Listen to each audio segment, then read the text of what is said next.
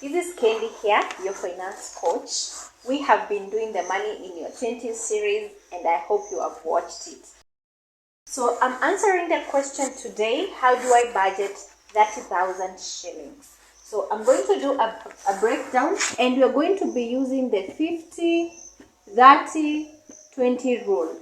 And this rule, I talked about it in the previous videos in the Money in Your 20s series. So we are going to break down 50% of the money which will go to our needs, which is 15,000, and then 30% which will go to our wants, which is 9,000 shillings, and 20% which will go to savings and investments, which is 6,000 shillings. So if you look at this, 15,000 we are allocating to our needs. What are our needs? Needs are basic things that we cannot be able to live without. Things that like rent, housing, food, electricity, utilities, airtime, health insurance. These are the needs that we are talking about. So the 15,000, I'll do a sample breakdown of how you can be able to break down it for yourself for the needs. So for rent, we can pay, to ensure we are paying rent, a range of between 6,000 to 8,000. Remember, you should ensure that your rent does not exceed 30% of your income. But since we are dealing with a lesser amount of money, then it is prudent. I have used a fifth of your income. That is, we are paying rent of 6,000 shillings. Then we'll go to food. So for food, we can use 4,000 shillings. Then transport, remember we have to get to work. So for transport, we can spend 2,000 shillings. Then there is utilities, which is water, electricity,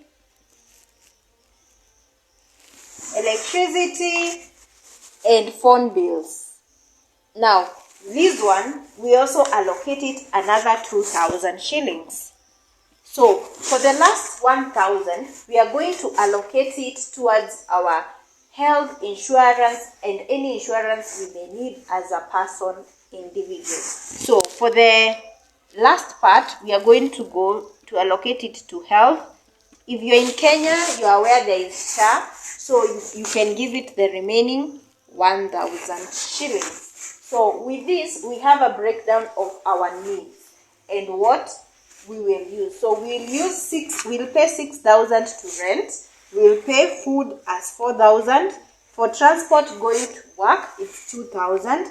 And then water, utility, electricity, phone bill is 2,000, and health, which we are paying our health insurance, is 1,000. So that's how we break down our needs. In our budget, we are going to look at wants, and for wants we have allocated 30% of our income, which is 9,000 shillings. So examples of wants that you may have: you may need to pay for your internet bill, eating out, going to restaurants, buying new clothes, personal care, ladies salon and nails and all that.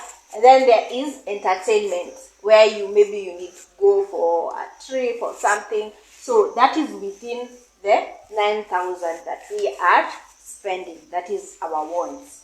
Then we are going to go to the last part, which is the savings and investing, which is 20%. So the last part, which is savings and investing, and from our 50, 30, 20 rule, our investments will take 6,000. How do we break down this 6,000? We can break it down by having an emergency fund amount. So emergency fund, it's 2,000. Then we invest 2,000, and also we can put money savings towards a goal,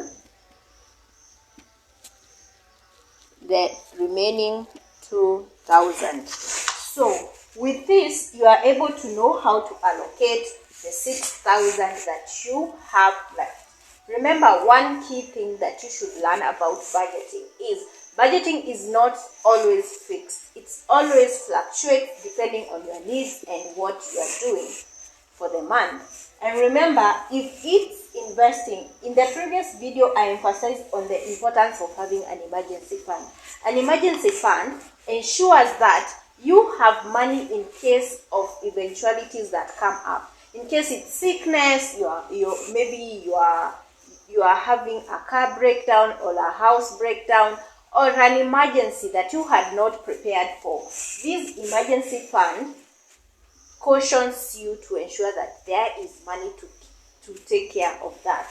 Also, for the investment, remember, when we are investing, we are going to put the money in income generating venues. You can put the money in a circle, you can buy a bond, you can invest in an MMF or even stocks in the NSC.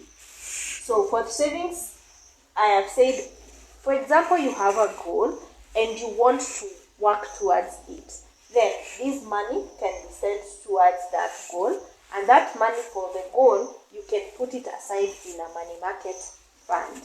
Thank you, and in case you have any questions, comment, like, and subscribe, and let's engage in the comments below. Thank you.